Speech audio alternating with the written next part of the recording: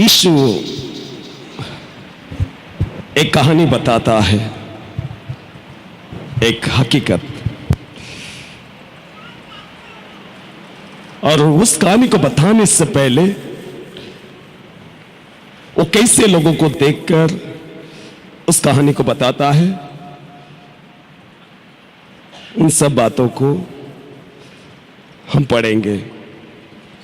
मैं पढ़ने से पहले, उधर आरंभ करने से पहले, यीशु मसीह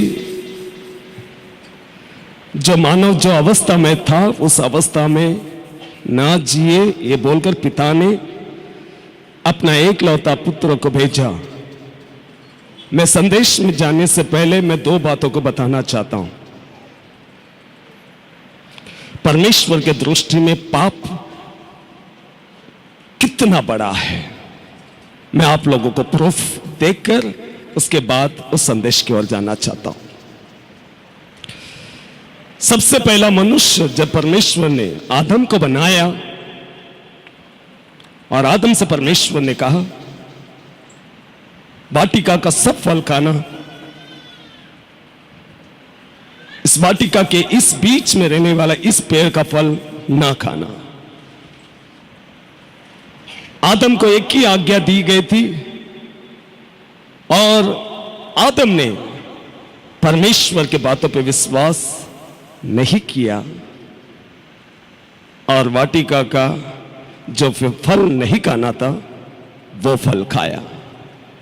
वहां पर हम देखते हैं, सभी लोग ध्यान से सुने, पीछे बैठे आगे सभी अपने कान खोले। सबसे पहला मनुष्य, पहला पाप, एक छोटा सा पाप, आपके दृष्टि में छोटा सा पाप, परमेश्वर का क्रोध इतना भड़का कि जिस मानव को परमेश्वर ने बनाया उस मानव को वाटिका से बाहर कर दिया। अच्छा से गौर करो, पाप को कितना परमेश्वर गंभीरता से लिया। एक पाप, हम कई लोग कई प्रकार के पाप कर कर ये तक एहसास नहीं करते हैं कि मैंने परमेश्वर के विरोध पाप किया है। जिस मानव को उसने बनाया वो मानव एक पाप किया। इससे यह मालूम होता है कि पाप से कितना घृणा, यानी कि कितना नफरत, कितना गंभीरता से परमेश्वर लिया, वो एक। और दूसरी बात, यीशु मसीह कलवरी क्रूस पर क्यों मारा गया? पाप के लिए। ईडन बगीचा में एक छोटा सा पाप जो तुम और हम समझते छोटा है, परमेश्वर के दृष्टि में बड़ा है, वो गंभीरता से लिया, उन दोनों को ईडन बगीचा से बाहर कर दिया। और पाप इतना गंभीरता से लेने के कारण किसी को कीमत चुकाना पड़ा। यहां तक कि ये नहीं सोचा कि मैं अपना एकलौता पुत्र को मैं सूली पर चढ़ा रहा हूं, नहीं, उसका कोई कीमत चुकाना होगा। यानी कि पाप परमेश्वर की दृष्टि में कितना बड़ा है ये सोचो। उसका कीमत यदि आप या परमेश्वर, वो जगह परमेश्वर लिया।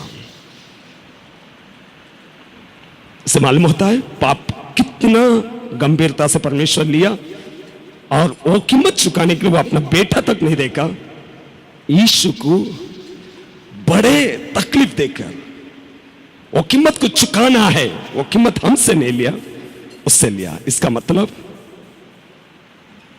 वो हम सभी से प्रेम करता है। कई लोग बोलते हैं अनुग्रह ही से हमारा उद्धार हुआ।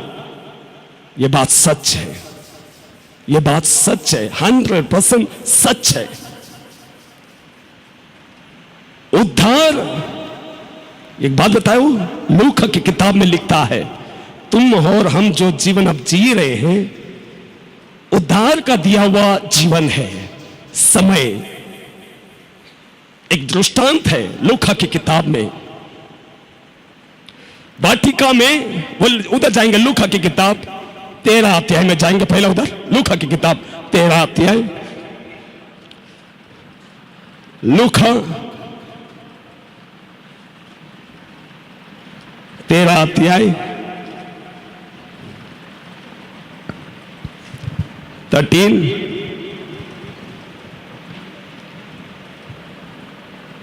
छठवां वचन से पढ़ेंगे और 9वां वचन तक। फिर उसने हाँ। यह दृष्टांत भी कहा। देखो, यीशु मसीह दृष्टांत के द्वारा, उसका एक ही मकसद है भाई बहन, और जिन दासों को परमेश्वर खड़ा करता है, परमेश्वर का मकसद उन्हीं दासों के द्वारा पूरा होता है। यीशु मसीह का एक ही मकसद हर दृष्टांत के पीछे लोगों को पाप से अलग करने का। वहां पर लिखता, देखो, अनुग्रह ही से हमारा उद्धार हुआ। यहां पर लिखता है, वो यीशु मसीह एक दृष्टांत कहता है। क्या कहता है? पढ़ो। किसी की अंगूर की बारी में एक अंजीर का पेड़ लगा हुआ था। अंजीर का पेड़ लगा हुआ था। वह उसमें फल ढूंढने आया। देखो, आपको अगर बेचा है, जरूर आपसे परमेश्वर अपेक्षा करता है। तुम और हम यहां पर विनती करने पर वो उद्धार जो तुमको और हमको एडिशनल जीवन मिला है, वो जीवन में तुम और हम जी रहे हैं। विश्वास करो या ना करो, वो समय पर तुम और हम जीते हैं। जो अंजीर का पेड़ फल लाना था, फल नहीं लाने के कारण परमेश्वर क्या बोलता है उधर? हाँ, वह उसमें फल ढूंढने आया। वो फल ढूंढने आया, परंतु न पाया। फल नहीं पाया। तब उसने बारी के रखवाली से कहा। बारी के रखवाली से कहा, देख 3 वर्ष से मैं इस अंजीर के पेड़ में फल ढूंढने आता हूँ। फल ढूंढने आता हूँ, परंतु नहीं पाता। परंतु मैं नहीं पाता हूँ। इसे काट डाल कि यह भूमि को भी क्यों रोके रहे। ये भूमि को भी क्यों जगह पकड़कर अड़चन करते रहे। आगे उसने उसको उत्तर दिया, देखो, यही है जीवन तुमको और हमको मिला है।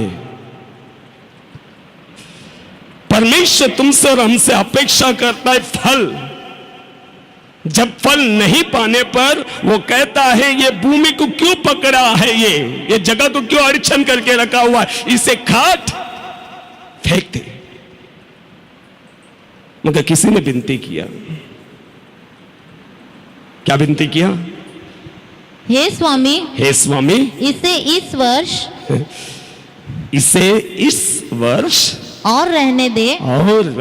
विनती किया, इस वर्ष रहने दे। क्या करूंगा? कि मैं इसके चारों ओर खोदकर खत डालूं, वचन डालूं। यदि आगे को फले तो भला। देखो, तुम और हम सब ग्रेस पीरियड में है। तुम योग्य नहीं है, तुम किसी का हुआ दिन में तुम और हम है। किसी का दिया हुआ दिन तुम और हम इस संसार में कैसा जीना चाहिए। जब लोगों को जब देखा, ये दृष्टांत कहने के बाद, कुछ अध्याय के बाद, जब लोगों का स्थिति को देखा, लोग क्यों जी रहे हैं, वो बोलता है, मैं 1 साल में तुमसे विनती करता हूं। वही तुम और हम अभी तक है। यदि क्या लिखता है आगे? यदि आगे को फले तो भला, नहीं तो उसे काट डालना। नहीं तो उसे क्या कर? काट डालना। भाई बहन,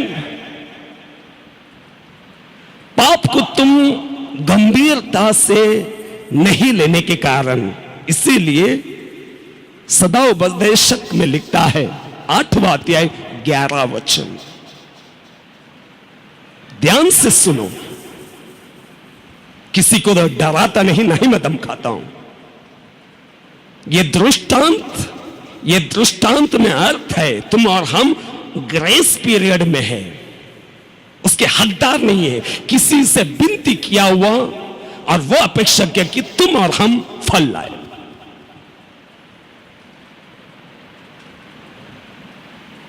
और परमेश्वर यीशु मसीह वो समय देने के लिए और लोगों को अपना स्थिति बताने के लिए, जिस स्थिति में वे है वह परमेश्वर की दृष्टि में अच्छा नहीं है। वह पाप से इतना घृणा किया कि उसने अपना बेटा तक दिया अपमान होने के लिए। तो पाप को वो कितना गंभीरता से लिया। मगर सदाउपदेशक 8:11 में लिखता है, पाप का दंड तुरंत नहीं, पाप का दंड तुरंत नहीं। इसके कारण मनुष्य का पुत्र पाप, उनका हृदय पाप करने की इच्छा करता है। समझो, हम कई बार कहते हैं हम इंसान हैं। थोड़ा ध्यान से सुनो, पाप का दंड तुरंत नहीं है, इसीलिए मनुष्य का पुत्र को उनके हृदय में आने वाला हर पाप की इच्छा के अनुसार वो करता है। क्योंकि उससे क्या है मालूम है क्या? उसको न्याय के विषय में विश्वास नहीं। किसी का दिया हुआ समय पर तुम और हम जी रहे हैं। ये दिया हुआ भीख है। इस समय में तुमको और हमको फूलना है परमेश्वर के लिए। वरन मनुष्य का पुत्र क्या करता है? पाप का दंड तुरंत नहीं, इसीलिए वो हर प्रकार का पाप करता है। एक उदाहरण हम लेंगे। हमारे होठ चापलूसी करता है। अभी मैं ये कहते समय में तू ये मत सोचो कि ये मुझे कहता है। मेहरबानी करके मैं विनती करता हूं, मेरा वो मकसद नहीं है। मैं खाली उदाहरण बता रहा हूं। परमेश्वर को अच्छा लगता वो काम करो,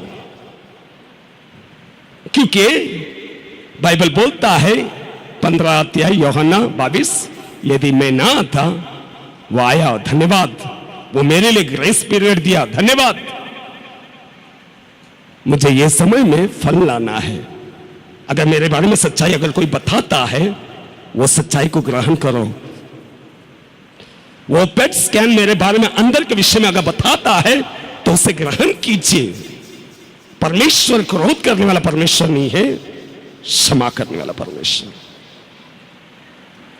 उदाहरण, एक चापलूसी करने वाला भाई या बहन। मैंने बताया पाप का दंड तुरंत नहीं रहने के कारण इसलिए मनुष्य का पुत्र हर प्रकार का पाप करने की इच्छा करता है। और वो कहता है भाई मैं छोड़ने की इच्छा करता हूं, मैं सोचता हूं मुझे गुस्सा नहीं आना चाहिए, फिर भी आ जाता है। मैं अभी थोड़ा देर में बताऊंगा कि वो नहीं आएगा। वो क्यों आता है मैं आपको बताना चाहता हूं। पाप का दंड तुरंत नहीं है, इसलिए मनुष्य का पुत्र हर प्रकार का पाप करने की इच्छा करता है, उसका हृदय इच्छा करता है। उदाहरण में बताया, एक चापलूसी भाई या बहन जब किसी के विषय में चापलूसी करता है, ध्यान से सुनो, पाप का दंड अगर तुरंत होता, अगर उसी समय वो चापलूसी करते समय में अगर हमारा जबान का थोड़ा 30% या 5% लकवा हो जाता, पाप का दंड अगर तुरंत होता, चापलूसी करते समय में हमारा जबान अगर 5% लकवा में आ जाता, हम क्या करते? जब हम किसी के विषय में चापलूसी किया, वापस 5%, यानी कि पहला का 5%, अभी का 5%, 10%, जब जबान लकवा खा जाता है, आपको क्या लगता है? तो जीवन भर जो चापलूसी करने को तुम छोड़ नहीं रहे थे, वो 24 घंटे में छूट जाएगा। क्यों? पाप का दंड तुरंत है, तुम्हें दिखाई देता है यह दंड मुझे तुरंत मिलेगी, हम सब कुछ छोड़ देंगे। बताओ क्या प्रॉब्लम है हमारा? हमको वो न्याय के किताब के उस किताब के विषय में विश्वास नहीं है, इसीलिए हम पाप करते जाते हैं। पाप से परमेश्वर बहुत घृणा किया, नफरत किया। और साथ साथ में वो हमसे बहुत प्यार भी किया, मगर हमारे अंदर रहने वाला उस बीमारी से वो नफरत किया। और वो बीमारी क्या है? पाप।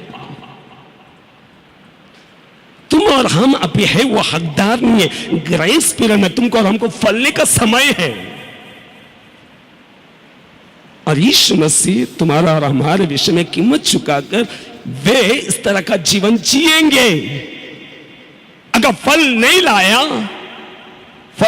लाया तो मैं उसे काट दूंगा। ये क्या फल लाना है या काटा जाएगा, यह निश्चय है। उसका एक ही मकसद था कि शास्त्री, फरीसी, मुख्य याजक ये सब मूसा को जानते थे, अब्राहम को जानते थे, मगर इनके अंदर रहने वाला हर एक बातों को सिर्फ यीशु जानता था। और यीशु इन्हें नरक जाने से बचाना चाहा, इसीलिए उसने कई दृष्टांत के द्वारा उनसे बातें करना चाहा। उन्होंने विश्वास नहीं किया। एक कहानी बताता है, और सभी को यहां पर बैठे हुए सभी को यह कहानी मालूम है। आज ये कहानी आप समझने की कोशिश करो।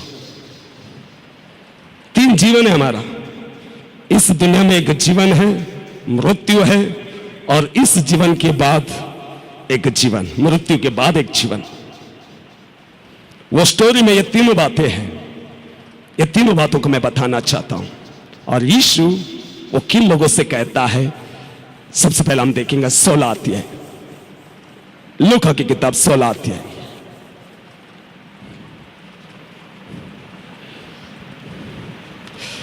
लूका की किताब किन से परमेश्वर दृष्टांत कहता है। लूका की किताब 16 अध्याय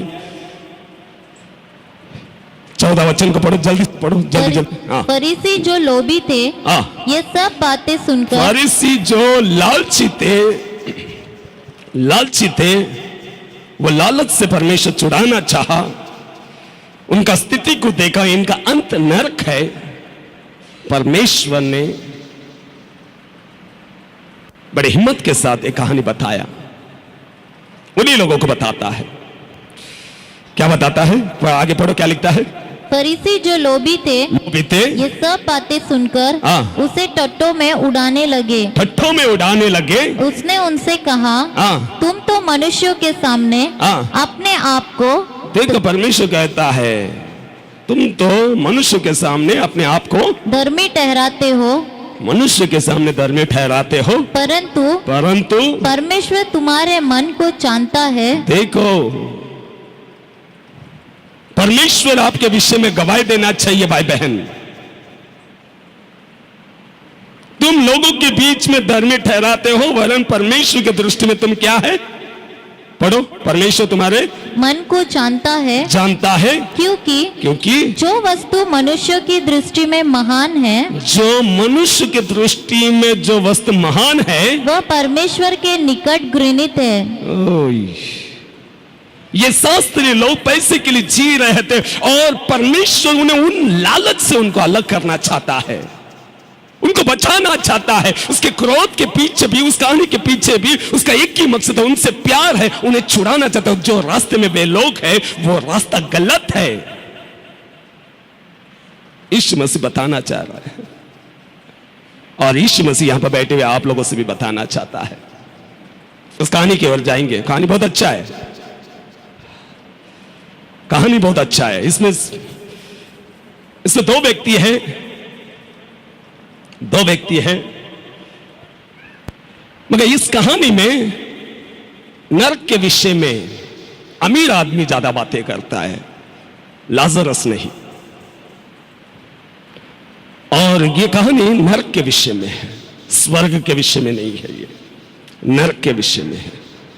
इसलिए कहानी के ऊपर थोड़ा गौर करेंगे, और मैं चाहूंगा ये पूरा वचन हम पढ़ा जाए और सभी लोग ध्यान से सुनेंगे। और मैं इनमें से कुछ वचनों को मैं निकाल कर बताऊंगा। 19वां वचन से लेकर 19 से लेकर 31 तक सभी लोग ध्यान से, जिसके पास बाइबल है उसे खोलकर थोड़ा ध्यान से एक शब्द पर गौर करेंगे और पढ़ेंगे। पढ़ो।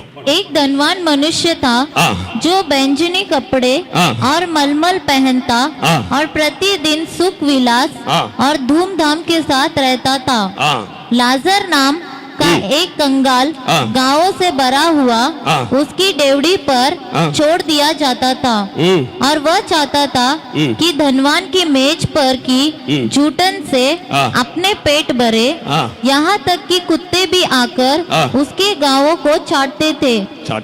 ऐसा हुआ कि वह कंगाल मर गया। ध्यान से सुनो कहानी। वो कंगाल मर गया और स्वर्गदूतों ने उसे लेकर अब्राहम की गोद में पहुंचाया। वह धनवान भी मरा और गाड़ा गया और अधोलोक में उसने पीड़ा में पड़े हुए अपनी आंखें उठाई और दूर से अब्राहम की गोद में लाजर को देखा।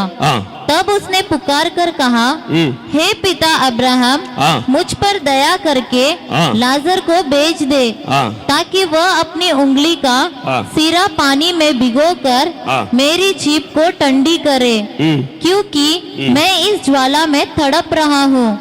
परंतु अब्राहम ने कहा, हे पुत्र, स्मरण कर कि तू अपने जीवन में अच्छी वस्तुएं ले चुका है और वैसे ही लाजर भी बुरी वस्तुएं, परंतु अब वह यहाँ शांति पा रहा है और तू तड़प रहा है। इन सब बातों को छोड़ हमारे और तुम्हारे बीच एक बारी गड्ढा ठहराया गया है कि जो यहाँ से उस पार तुम्हारे पास जाना चाहे वे न जा सके और न कोई वहाँ से इस पार हमारे पास आ सके। उसने कहा, तो हे पिता, मैं तुझसे विनती करता हूँ। ध्यान करो इसमें भी, मैं तुझसे विनती करता हूँ कि तू उसे मेरे पिता के घर भेज, क्योंकि मेरे 5 भाई है। वह उनके सामने इन बातों की गवाही दे, ऐसा न हो कि वे भी इस पीड़ा की जगह में आए। अब्राहम ने उससे कहा, उनके पास तो मूसा और भविष्यद्वक्ताओं की पुस्तकें हैं, वे उनकी सुने।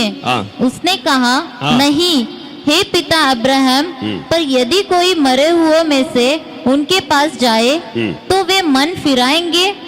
उसने उनसे कहा, जब वे मूसा और भविष्यद्वक्ताओं की नहीं सुनते तो यदि मरे हुओं में से कोई भी उठे तो भी उसकी नहीं मानेंगे। हाँ, मुझे विश्वास है आप सभी को ये कहानी समझ में आया। समझ में आया क्या नहीं आया? सभी को हिंदी अच्छा है, एकदम सिंपल हिंदी है। ये कहानी में स्वर्ग के विषय में नहीं, नरक की बातें हैं।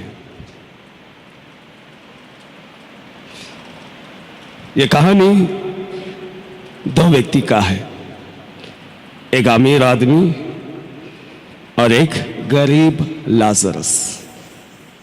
अमीर आदमी इस संसार में उसका कोई नाम था, गरीब आदमी उसका कोई नाम नहीं था।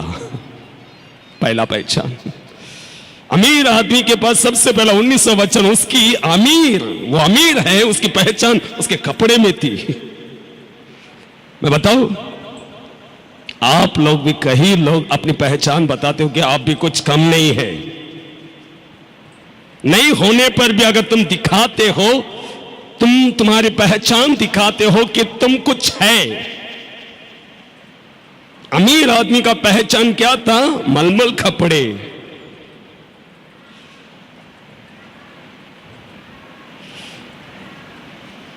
उनके कपड़े, उनके साड़ियां जरी का साड़ी होगी, उनकी पहचान है। देखो, उससे ये दिखावा है कि मैं कुछ हूं। अमीर आदमी का पहचान था ये। परमेश्वर ये दृष्टांत किन लोगों से कह रहा था? जो लालची है। अब परमेश्वर ने नरक जाने से बचाना चाहता है। उस प्रेम में, उस प्यार से ये कहानी, ये हकीकत, ये कहानी को बताता है। अमीर आदमी का पहचान क्या है? गरीब आदमी का इस संसार में पहचान क्या है? परमेश्वर यीशु मसीह कहता है, अमीर आदमी का कुछ नाम था इधर और कुछ है। भाई, यहां पर एक ही जीवन है, तुम अमीर हो या गरीब, एक ही जीवन है। गरीब को भी जाना पड़ा, अमीर को भी जाना पड़ा। फर्क इतना है अमीर को गाड़ा गया। अच्छा प्रार्थना, मैं क्यों ये कहता हूं कि वो भी एक विश्वासी है, क्यों ये कहता हूं, क्योंकि वो कहता है अब्राहम तू मेरा पिता है।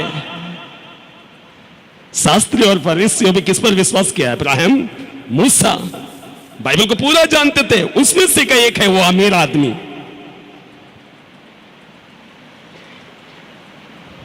गरीब द्वार पर पड़ा है, उसके गाड़ने के विषय में वहां पर लिखा हुआ नहीं है,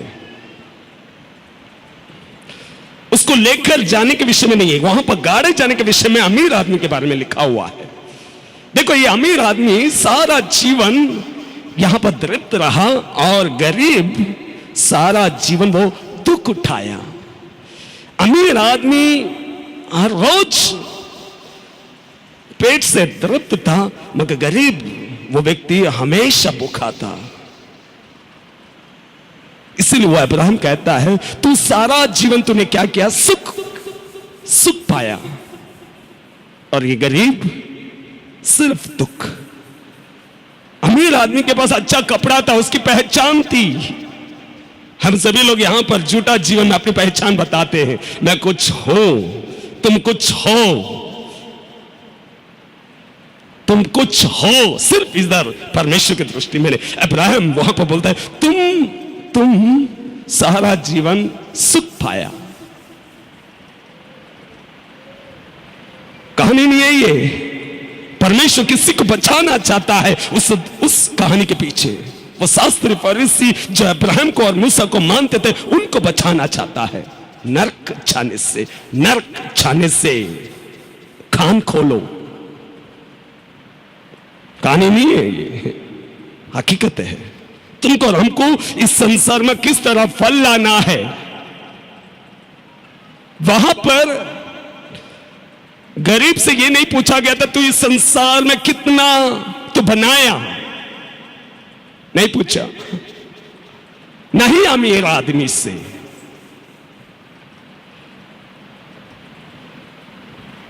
नरक में कोई नाम नहीं है, मगर स्वर्ग में नाम है, लाजरस। ये कहानी के पीछे किसी को परमेश्वर को इच्छा है कि बचाना है, क्योंकि वो दृष्टांत वो कहानी कहने से पहले परमेश्वर 15 वचन में क्या कहता है, देखो वापस पढ़ो। वो वचन क्या लिखता है? 16-15। उसने उनसे कहा, तुम तो मनुष्य के सामने अपने आप को धर्मी ठहराते हो। तुम मनुष्य के सामने अपने आप को धर्मी ठहराते हो, परंतु परमेश्वर तुम्हारे मन को जानता है। परमेश्वर आप लोगों के बीच में धर्मी है दिखाते हो, मगर परमेश्वर आपके मन को जानता है। यीशु मसीह सीधा जो मूसा, अब्राहम, वो वंश, यहूदी लोग, ये कोई और नहीं, उनसे कहता है। अगर तुम मत्ती की किताब 23वां अध्याय में, अगर 23वां अध्याय में जाओ तो जल्दी जाओ, मत्ती 23, वो क्या कहता है देखो, 25वां वचन को पढ़ो जल्दी। एक कपटी शास्त्रियों, देखो ये कपटी शास्त्रियों और फरीसियों, तुम पर है। तुम कटोरे और ताली को ऊपर से तो मांझते हो, तुम लोगों को दिखाते हो, मांझते हो, परंतु वे भीतर अंधेर और असंयम से भरे हुए हैं। हे अंधे फरीसी, पहले कटोरे और ताली को भीतर से मांझ। मेहरबानी करके इन वचनों को तुच्छ नहीं जानो। परमेश्वर आपसे विनती करता है, नहीं तो एक दिन तुम मालूम पड़ेगा, तुम जहां पर अमीर आदमी अपने आप को पाया गया था, पाया जाएगा। अब इसे 10-15 साल में ये सब दिखाई देगी, 15-20 साल में ये सब आपको दिखाई देगा। वचनों पर थोड़ा गौर करो, तुच्छ नहीं जानो। परमेश्वर किस पर ध्यान करता है? 26वां वचन को फिर एक बार पढ़ो। हे अंधे फरीसी, पहले कटोरे और थाली को भीतर से मांझ, कि वे बाहर से भी स्वच्छ हो। बाहर से भी स्वच्छ हो। हे 28, इसी रीति से तुम भी ऊपर से मनुष्य को धर्मी दिखाई देते हो परंतु भीतर कपट और अधर्म से भरे हुए हो। कपट और अधर्म से भरे हुए हो। 33 हे सांपों, हे करेतों के बच्चों, तुम नरक के दंड से कैसे बचोगे? ये वो लोग हैं जो मूसा और अब्राहम को मानता है, बाइबल को अच्छा जानता है, शास्त्री फरीसी। धोखा ना खाओ, आपको सब मालूम होगा। धोखा मत खाओ, परमेश्वर आपको बचाना चाहता है। आंख खुले। 33वां फिर से पढ़ेंगे। 33 हे सांपों, हे करेतों के बच्चों, तुम नरक के दंड से कैसे बचोगे? कैसे बचो? आपको लगेगा वो मैं नहीं है, आपको लगेगा, जरूर लगेगा आपको 100%, मगर मैं कहता हूं परमेश्वर आपसे बातें करता है। आगे क्या लिखता है देखो। इसलिए देखो, मैं तुम्हारे पास भविष्यद्वक्ताओं और बुद्धिमानों और शास्त्रियों को भेजता हूँ और तुम उनमें से कुछ को मार डालोगे और क्रूस पर चढ़ाओगे और कुछ को अपने आराधनालय में कोड़े मारोगे और एक नगर से दूसरे नगर में खदेड़ते फेरोगे। 35 जिससे धर्मी हाबिल से लेकर बिरिकिया के पुत्र जकरिया तक, जिसे तुमने मंदिर और वेदी के बीच में मार डाला था, जितने धर्मियों का लहू पृथ्वी पर बहाया गया है, वह सब तुम्हारे सिर पर पड़ेगा। आमीन। शास्त्र के विषय में वह एकदम लंबा उनके अपने विषय में बताता है। वो सिर्फ इसलिए बताता है कि उनको अपमान करने के लिए नहीं, उन्हें नरक जाने से बचाना चाहता है। यह दृष्टांत भी वही है। परमेश्वर नहीं चाहता है कि कोई नरक जाए। यहां पर अमीर आदमी है जो बड़े शान के साथ जी रहा था, अच्छा कहा रहा था। वहां पर हम देखते हैं 22 में हम देखते हैं एक दिन गरीब मरता है और उसे ले जाने वाला लोग नहीं आते हैं। दूत अब से 10-15 साल, 10 से 15-20 साल मैक्सिमम आपको कौन लेकर जाएगा वो आपको मालूम हो जाएगा।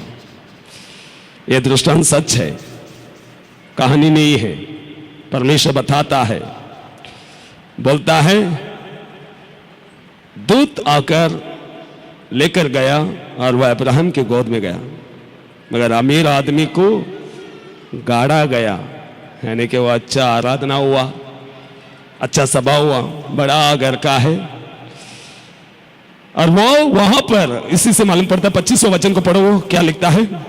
परंतु अब्राहम ने कहा, हे पुत्र, स्मरण कर, याद कर कि तू अपने जीवन में अच्छी वस्तुएं ले चुका है। तू जीवन में अच्छी वस्तुएं ले चुका है। और वैसे ही लाजर बुरी वस्तुएं, परंतु अब वह यहाँ शांति पा रहा है। वो अब यहाँ पर शांति पा रहा है। इससे यह मालूम होता है वो भी आराधनालय में जाने वाला वो व्यक्ति था। वो भी अब्राहम को जानता था, मूसा के बारे में जानता था। इसलिए वो लास्ट में विनती करता है। वो विनती करता है, क्या बोलता है, लाजरस को भेज। किसके विषय में भाई बहन? वो देखो क्या लिखता है, 27 पढ़ो। तो हे पिता, मैं तुझसे विनती करता हूँ, तुझसे विनती करता हूँ कि तू उसे मेरे पिता के घर भेज। देखो, यानी कि जो आराधनालय में वे जा रहे हैं, जो स्थिति में वे लोग चलते हैं, वे लोग मेरे जैसा चल रहे हैं। लाजरस को भेज, विनती करता है। ये नरक कहानी नहीं है, नरक ऐसा लगता है। वो अभी हम दिखेंगे। अभी मैं बोले, मैं फिर से कहना चाहता हूं, 10, 15, 20 साल में सब दिखाई देगी। ये विनती करता है, अमीर आदमी विनती करता है लाजरस को भेज। क्यों भेजना है? मेरे पिता के घर भेज। क्यों? मेरे और भी 5 भाई हैं, जो मूसा अब्राहम को मानता है, मगर जो स्थिति में चलना चाहिए वो स्थिति नहीं है। इसके लिए अब्राहम क्या कहता है, वो 28 को भी पढ़ो, क्या लिखता है? क्योंकि मेरे 5 भाई हैं, वह उनके सामने इन बातों की गवाही दे, ऐसा न हो कि वे भी इस पीड़ा की जगह में आए। ऐसा ना हो कि वे लोग, यानी कि वे लोग भी आराधनालय में जाने वाले, उनसे जाकर कहे ये लाजरस को बेच।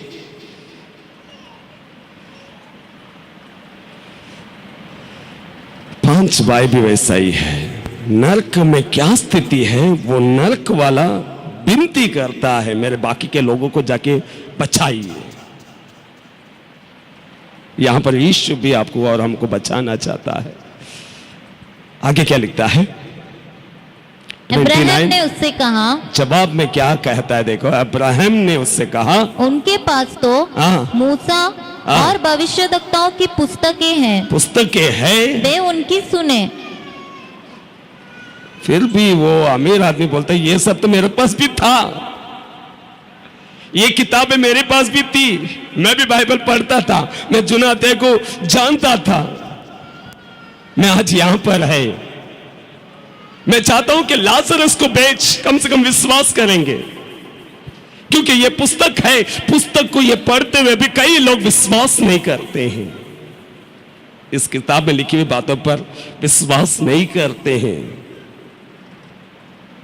इसीलिए वे लोग जैसा चाहते हैं वैसा पाप करते हैं।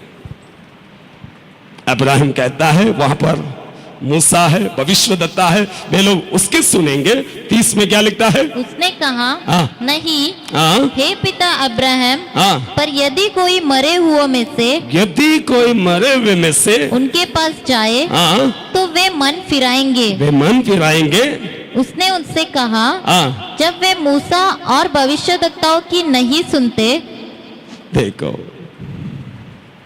ये किताब ही आपको दिया जाएगा। अगर मूसा और भविष्यवक्ता के अगर नहीं सुनते, तो यदि मरे हुए में से कोई जी भी उठे, यीशु कहता है कोई जी भी उठे, तो अब्राहम कहता है जो जी भी उठे तो भी उसकी नहीं मानेंगे। कठिन है परिस्थिति, तो भी नहीं मानेंगे। आगे क्या लिखता है? 31 को फिर एक बार पढ़ो। उसने उनसे कहा, जब वे मूसा और भविष्यवक्ताओं की नहीं सुनते, तो यदि मरे हुए में से कोई जी भी उठे तो भी उसकी नहीं मानेंगे। आमीन। वरन यीशु मसीह यूहन्ना 9वां अध्याय लाजरस के नाम से कुछ जिलाया कि नहीं जिलाया? मरे हुए में से यीशु मसीह जिलाया। कितने लोग विश्वास किया? कोई विश्वास नहीं किया। बजाय जो जिलाया गया, 4 दिन के बाद यीशु मसीह जो लाजरस को जिलाया, वो लाजरस को खत्म करने का प्लान और यीशु मसीह को खत्म करने का प्लान बनाया। ये युग कितनी भी कहानी सुनेगी नहीं मानेगा। और बाइबल अच्छा सा लिखता है, सकेत है वो रास्ता, कुछ ही लोग उसी में प्रवेश करेंगे। तुम और हम अक्षर होने की आवश्यकता नहीं है।